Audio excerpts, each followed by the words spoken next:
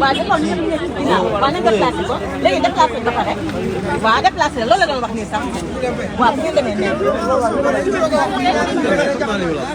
moom lay wax nii ñaar rek la ñuy def non madame kañ dem na def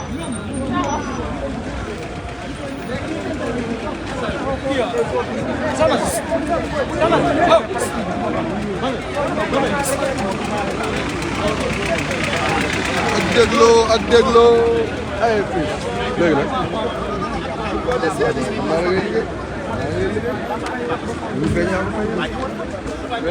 Bonjour. Bonjour.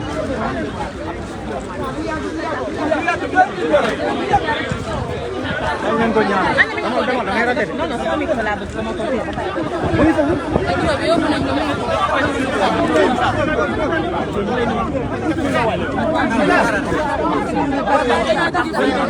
micro bi nekk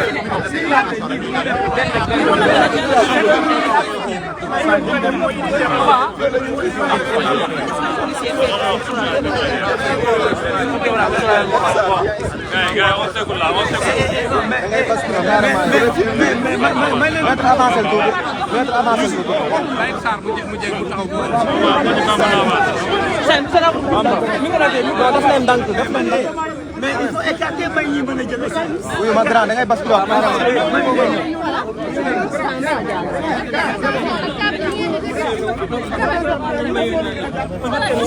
non man li ma yor mënu ma ko jox gisoo ku ma koy jox Matar sama micro ma tu mu wat comment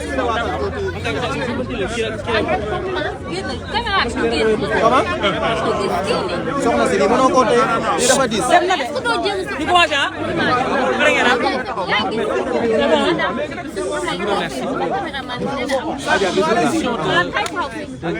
Maître Ngagne Demba Touré est terminée. Ça s'est passé dans des conditions très difficiles.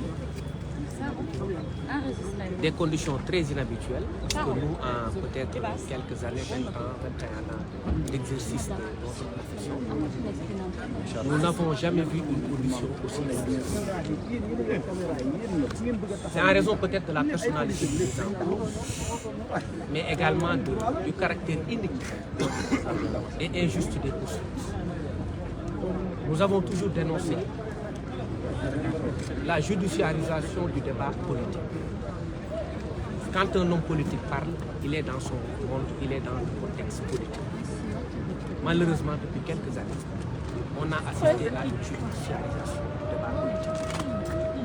Le fait est que même quand on arrête des gens, c'est académique comme Maître Ngagne Demba Touré, on vous dit que ce ne sont pas des détenus politiques.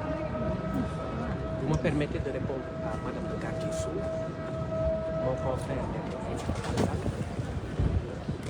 qui a déclaré que ce ne sont pas des détenus politiques. Les détenus politiques en procédure pénale sont les détenus qui le sont en vertu des articles 55 à 100 du code pénal et 255 du code pénal. Ce sont les infractions politiques. Ceux qui participent à des manifestations et à causer des dommages politiques, des déclarations en rapport avec des activités politiques 255, article 80. Tous ceux qui sont arrêtés en vertu de ces infractions-là, comme la plupart de tous ces gens-là, sont donc des détenus politiques. Quand on est détenu politique, c'est qu'on est en vertu des articles que j'ai évoqués. Donc Ngagne Demba Touré est aujourd'hui devenu un détenu politique. Et il a ajouté à ce nombre impressionnant de détenus politiques l'acteur qu'il est principal du parti Pastef. Aujourd'hui également, c'est un jour macabre. Un jour triste pour la justice, un jour triste pour les hommes de droit, parce que nous avons été poignardés dans le dos. La famille judiciaire est aujourd'hui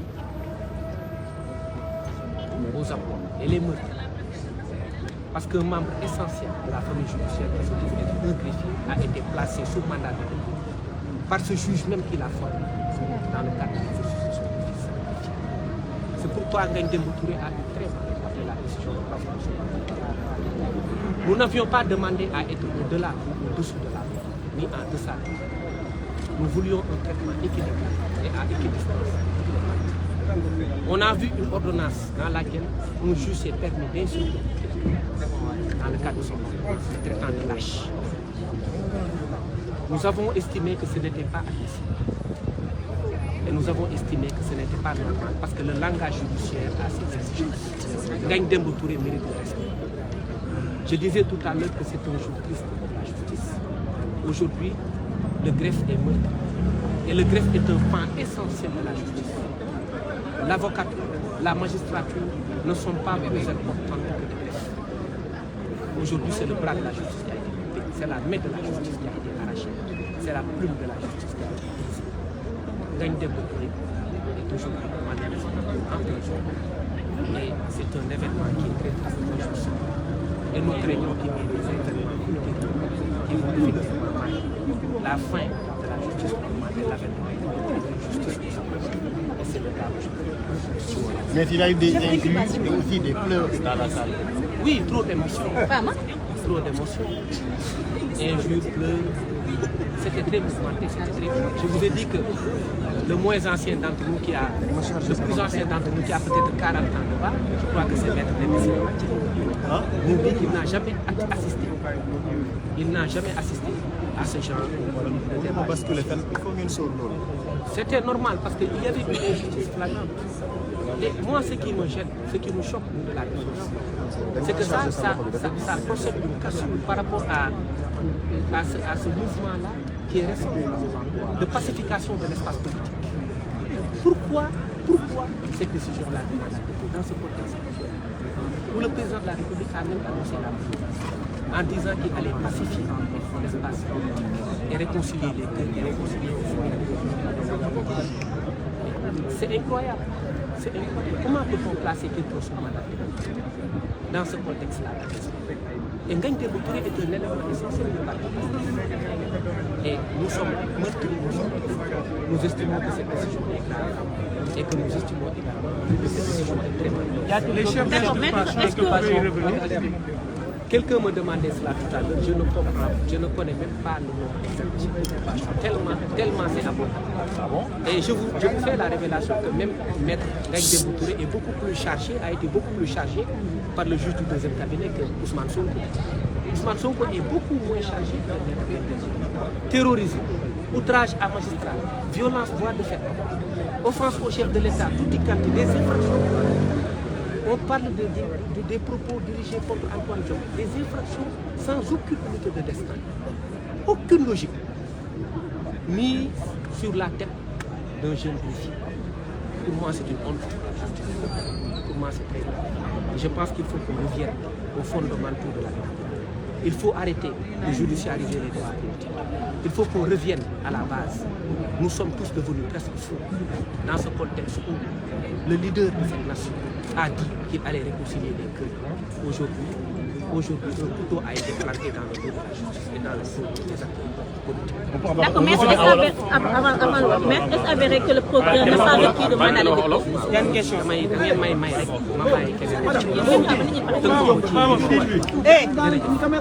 bul ma yuuxu. waaye merde. xool ma merde. les gens souffrent ici muy wax. salaamaaleykum. El Hadj dañuy liggéey ba pare. dem nañu si le juge bi fi ñu doon dégloo Ngagne Demba Touré bi ñu ko dégloo ba ñu ñëwee war nañu juge bi. mënuma téye lii yëpp Ngagne Demba Touré moom juge bi si boppam amul compétence pour mettre ko sous mandat. parce que code de procédure pénale article 663 bis dafa wax ni bu dee en matière de délit lañ la poursuivre moom juge bi amul sañ-sañ pour arrêter Ngagne Demba chambre d'accusation moo am sañ-sañ. génneel ko loolu moom juge bi mu taxaw mu ni deet kooku dañ ko wax waaye su fekkee greffier bi si liggéeyam la yem loolu si liggéeyam la ko defee si nay appliqué article 663 te article 663 waxul loolu affaire crime la wax Ngagne Demba Touré da ngeen Bamba Cissé lu mu leen wax léegi charge yi nga ko teg teguñu ko Ousmane Sonko teguñu ko Bassirou Diomaye Faye mosuñ gis charge yu mel ni lépp loo xalaat lu nekk si code de procédure pénale pratiquement teg nañ ko waaw mais nag li si raw mooy su amee ay incident c'est parce que également comme ça juge bi moo matoon du am incident mata dem moo tax parce que nit ki booy def sa liggéey da nga koy def si li ko droit tërale amoo def sa liggéey droit def sa liggéey parce que da nga am benn inculpé bu nekk foofu nga foog ne yow yaa gën nekk Sénégal ba koy saaga fii kenn gënul kenn tey kenn gënul kenn bàyyi koo fi saaga mu teel loolu. mais kenn moo saaga kenn. du ñu dugg si loolu mais dama leen wax yéen a wax loolu rek yéen a fi wax loolu am na ay incidents moo wax leen incidents yi foofu la yem mais pare nañu si incidents yi réglé nañu incidents yi bañ ko réglé itam ku nekk xam nga léegi sa bopp foo taxaw donc tey loolu mooy problème bi mooy Ngagne Demba Touré deful dara lu dul nekk partisan nekk si benn parti bu gisul parti def na ay poste loolu lañ ko reproché problème mu politique nag si tribune politique nañ koy réglé si meeting nañ koy réglé ak si ay télé i de télé mais kenn du ko réglé si justice amul benn moyen pour régler des problèmes politiques sama adversaire politique dama def lii tëj ko boo ko defee da nga def li la neex rappelé nañu yooyu yëpp juge bi malheureusement malgré ça li ñuy gën a heurté ñun mooy juge bi 45 minutes avant muy jël décision am na benn journal bu publié ni juge bi jël na décision ba placé na Ngagne Demba Touré en détention donc journal boobu xam na ñoom lu ñu xamul xam na li nga xam ni ñoom tëral nañ ko avant c'est ça qui nous a fait mal et c'est ça qui a fait le plus mal aux greffiers qui sont là et à Ngagne Demba Touré avant même ñuy décider am na benn journal bu ko bind juge bi placé na Ngagne Demba Touré te moom moment boobu juge bi mi ngi doon motiver ordonnance am pour wax lii ak lii laa décidé donc décidé gul àggagul si décision lii ngeen soulevé lii laa si toll wax ngeen lii wax naa lii laa jàpp lii laa jàpp foofu la tolloon mooy xool sama portable benn journal bind ni juge bi placé na Ngagne Demba Touré parce que parquet moo ko déposé moo ko demandé ñun réquisition parquet bu ñu gis amul fu fenn parquet demandé ñu placé ko sous mandat amul fenn fu ko placé demandé donc juge bi aussi bu ñëwee bëgg appliquer article 169 ni c'est dûment motivé parquet sax ko demandé wul wax ma di ko motivé donc yooyu yëpp ay violation la ñun ñëpp taxaw nañu wax ko ni ko justice il faut mu jël ay responsabilités tey parce que ñun dañuy wax greffier si ñu yoon wax moom mooy bunt bi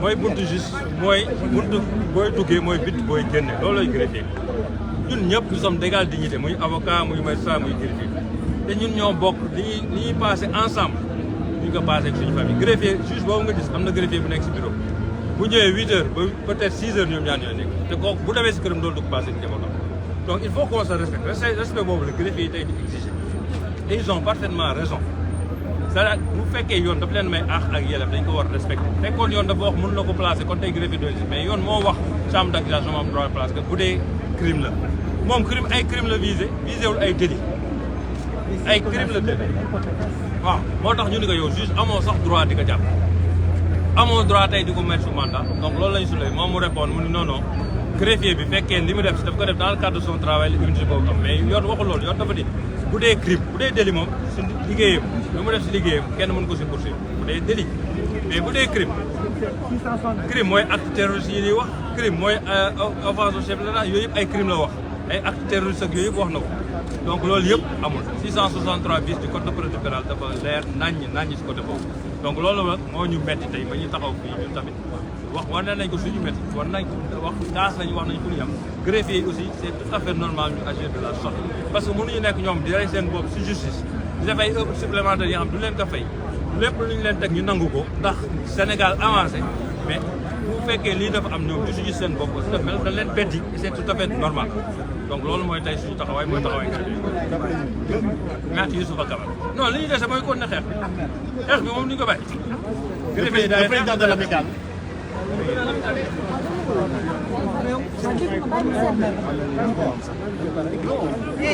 Matar, je rappelle que les policiers. Les gens sont en train de souffrir. Merci beaucoup. Fall. Nous remercions la presse, ses présents. Dégage.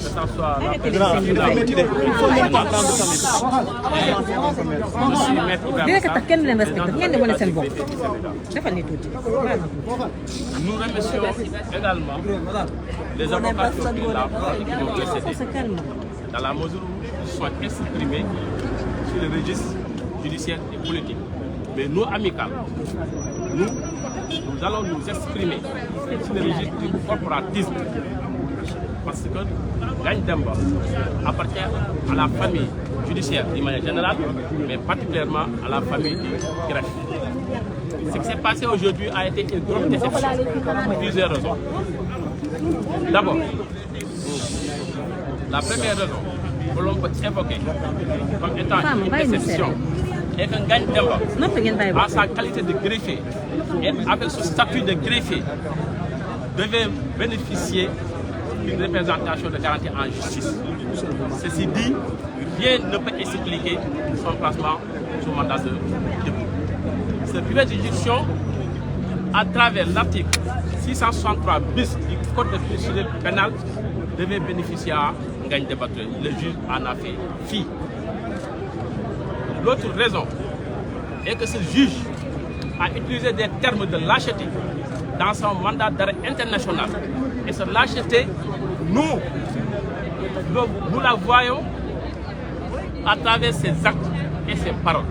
Quand il s'exprime dans son mandat pour dire que Ngagne Demba a été étourdi par une autorité fictive, mais a été a fui lâchement pour s'exiler ailleurs, disons que la lâcheté est de son côté. Et cette lâcheté s'est encore exprimée dans l'acte qu'il a posé en ne voulant pas faire bénéficier à Ngagne Demba tous ses privilèges de juridiction. Et là, nous dénonçons ça. L'autre raison est qu'aujourd'hui, il vient de signer l'arrêt de division de la famille judiciaire. Et conséquemment à tout cela, les greffiers prendront toutes leurs responsabilités par rapport à cette unité de famille judiciaire qui a été tant décriée, mais aujourd'hui qui a été complètement déchirée par le juge du deuxième cabinet, M. Mamadou Seck. Ainsi dit, nous, greffiers du Sénégal, nous appelons solennellement tous nos collègues des deux syndicats, des deux entités syndicales, à poser tous les actes nécessaires pour la paralysie totale de la justice à travers le territoire national. Un petit résumé. Man le maître Ibrahima Sarr, président amical greffier du Sénégal. li xew tey mooy Ngagne Demba Touré c'est un greffier am statut bi am qualité bi juge bi ñëw na placé ko sous mandat de dépôt loolu andi njaxare ak kersa waaye aussi ak gàcce bu rëy ndaxte raison bu njëkk bi mooy ne Ngagne greffier la statut la le code de procédure pénale dafa prévoir ay privilèges de juridiction. Donc l'article 666 bis 663 bis du code de procédure pénale moo ko consacré. Deuxièmement, le parquet ñu xam ne li fi xew requérir mandat de dépôt kon la moo tax juge bi mun ko classe sous mandat de dépôt loolu mooy firndeel coxor ji nekk ci juge bi Mamadou Seck dafa soxor il faut ñu wax ko donc c'est pas la première fois yéen xam ngeen presse bi xam nañu Mamadou Seck yi fi nekk ñëpp xam nañu bu demee bay lancer un mandat d'arrêt international di si wax ay faits yu grave bay saaga nit ki daanaka loolu juge amul cër boobu dafa rey objectivement ci liggéeyam selon les faits et la loi qui a été établie loolu nag du nekk sans conséquence bu njëkk bi mooy xoot nañ tey war ma famille judiciaire waaye aussi tey famille judiciaire li ñu boole woon yëpp xotti nañ loolu nag dañuy jël suñuy motuwaay ñun greffier dañuy jël suñu motuwaay parce que boo nekkee ay nit nag bëgguñ laa gis da ngay xam sa bopp fii ku ne da nga war a xam sa bopp fonk sa bopp waaye aussi fonk sa morom gëm borom bi loolu nag moo tax ñuy lancer appel ñu amicale des greffiers à tous les entités syndicales qui ont cette habilité nga xam ne ñoom lañ may cër ñu déclencher la paralysie totale fépp fu tribunal nekk Sénégal dootul dox ba bañ a libérer totalement Ngagne Demba mu dellu si suñu loxo incha allah merci. En tout cas, on va se concerter tout de suite avec les trois, avec les deux entités syndicales et la décision vous l'aurez incha allah. Voilà, venez la parole. Donc au nom de l'Union nationale du travail. On continue, gars. On continue. Wow. Doucement, les gars. Ça va politique. Je m'appelle Maître Abdoulaye Mbou. je suis greffier et chargé de communication de l'Union nationale des travailleurs de la justice. Je pense qu'aujourd'hui c'est un jour triste pour le greffe, mais pour la justice en tant que la justice de façon générale. Aujourd'hui, un pan important, un pilier important de la justice vient de s'effondrer. Parce que tout simplement, un juge téméraire a voulu en décider autrement. Je rappelle que le mandat de dépôt n'a pas été requis par monsieur le procureur dans son réquisitoire introductif. Donc si aujourd'hui, M. Ngagne Demba Touré est placé sous mandat de dépôt, c'est tout simplement au bon vouloir du juge Mamadou Seck. Et je pense que c'est un précédent dangereux dans le secteur public de la justice. Parce que nous, greffiers, nous avons toujours montré notre loyauté envers la justice de façon générale, mais en particulier aux juges et magistrats, puisque nous travaillons dans des conditions extrêmement difficiles. Nous supportons une charge de travail qui dépasse largement nos compétences. Mais nous le faisons par loyauté aux magistrats. Nous le faisons par loyauté à la nation sénégalaise qui nous a formés et pour qui nous travaillons. Nous le faisons aussi également par loyauté à la justice sénégalaise. Mais aujourd'hui, on s'est senti trahi et on est mal à notre chair profonde. Puisque Mamadou Seck, lorsque j'ai lu le mandat d'arrêt international qu'il a lancé à l'encontre de Maître Ngagne Demba Touré, on voit tout sauf du droit. Moi, j'ai fait 13 ans de service. J'ai passé 5 ans dans les cabinets d'institution, mais je n'ai jamais vu un mandat d'arrêt aussi hors sol que celui-ci, dans lequel il décrit des comportements qui ne relèvent rien de droit. Je vous en donne quelques exemples. Il juge que le militantisme de Maître Ngagne Demba Touré est débridé. Il juge la notoriété de Maître Ngagne Demba Touré comme fictive. Ça, c'est pas son rôle. Ce qu'on attend d'un juge, c'est de donner les éléments caractéristiques des infractions et de viser les articles qui les répriment. Mais aujourd'hui, on sait qu'il est investi d'un pouvoir. Nous, à partir de ce moment, on va lui répondre de la manière qui sied. Désormais, moi, en tant que membre du bureau exécutif national de l'Union nationale des travailleurs, nous sonnons l'alerte auprès des travailleurs de cesser toute activité jusqu'à nouvel ordre, de fermer à partir de maintenant leur bureau et aussi, dans le futur, prendre des dispositions qui vont dans le sens de rompre cette collaboration. Parce que trop, c'est trop. waaw tey maa ngi tudd Maître Abdoulaye Mboup ma nekk greffier ba pare nekk chargé de communication de l'Union nationale des travailleurs de la justice. Tey nag bis la boo xam ne bis bu ñuul la boo xam ne bu ndroog suñuy rob parce que tey benn pan important de la justice muy greffe parce que greffe trilogie la dafa am parquet dafa am justice trilogie la dafa am parquet dafa am siège dafa am le greffe kenn ku ci nekk di jouer un rôle important sans l'un des piliers mënuñu wax justice. Tey nag benn pilier boobu noonu moom lañ toroxal ni ñu ko toroxalee mooy dañu jël benn ci ay doomam boo xam ne deful dara li mu def moom mooy dafa def politique te politique la constitution moom moo ko autorisé ku mu mënti doon ni mu ko autorisé les syndicalistes notamment en son article 8 ñu prévoir ne képp koo xam ne bëgg nga def politique mën nga ko def librement sans être inquiété.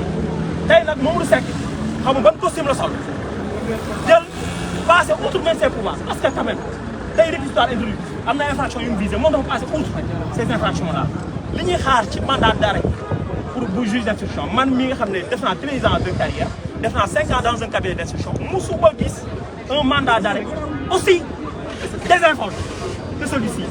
Mandat d'arrêt boo xam ne da ngay décrire nit naan waaw notoriété bi mu am c'est une notoriété fictive naan militantisme débridé loolu lu ci yoonam li ñuy xaar moom mooy que mu wax les infractions yi nga xam ne mën nañu ko toppee benn bu ci ne mu caractérisé ko tey Kéba Mbaye bu jógoon dina rus tey les hauts magistrats yi nekk ci dëkk bi bu ñu xooloon mandat d'arrêt bii nii dinañu rus parce que du lii lañ ko jàngaloon seen centre de formation judiciaire du lii le peuple sénégalais di xaar ci moom parce que la justice est rendue au nom du peuple sénégalais tey Mamadou Seck a trahi le peuple sénégalais de par ses actes c'est une honte pour la justice ñun nag mbéjum kanam moo ko borom moo ko fajal boppam li am nii tey dafa ñu wan ne moom du suñu mbokk parce que ñun ku ñu xam kenn xamuñu ci coow le greffier bañ nañ ko moom mooy le seul acteur de la justice bi bokk ci procès koo xam ne dafay noppi coow bokk suñuy mbir boo gisee ñun ñu def loolu c'est parce que dañoo am benn genre loyauté envers la justice dañoo am benn loyauté envers le peuple sénégalais dañoo am loyauté envers l'état du Sénégal moo tax tey li ñu xam ci justice bu ñu ko waxoon tey dëkk bi toj mais duñu dégg ñu ci prononcé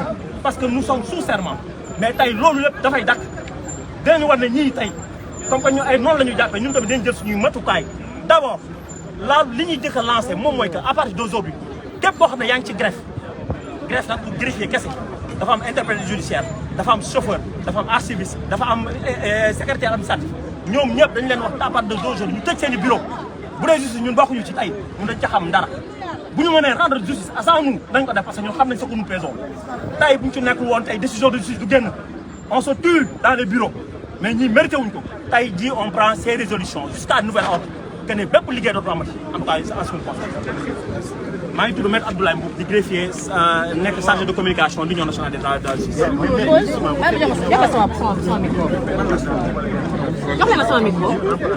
yow tey boo ñëwoon tey ma jël sa micro ba nga def sa liggéey du sotti bu ma demee ci rédaction bi du ma xam les gendarmes bu ñu leen jëlee teg leen dans les greffes c'est pour amuser la galerie en réalité c'est pour parce que loi bi permettre na ñu jël pronom doon bu wan tenir l'audience il faut nga jël un greffier ad hoc mais après jugement bi koy bind après bu amee une décision comment dire après su koy jëlee donc jàppal ne lii c'est parce que décision bu fara même bu la condamné malheureusement la décision dinañu paralyser système judiciaire bi dinañu arrêté itam lépp loo xam ne moom mooy liggéey jusqu'à nouvel ordre dañu am pàcc bu am solo lu jëm ci wàllum justice bi dinañ laaj itam loolee nga xam ne ñu koy laajte muy ay gendarme ad hoc nee nañu ñoom liggéey bi ñu def ñoom rek ñoo ko mën a def amul keneen koo xam ne mën nga ko def antaloo di ñu sant leen bu baax gërëm leen dig daje ci yeneen jotaay ci biir Sans Limites TV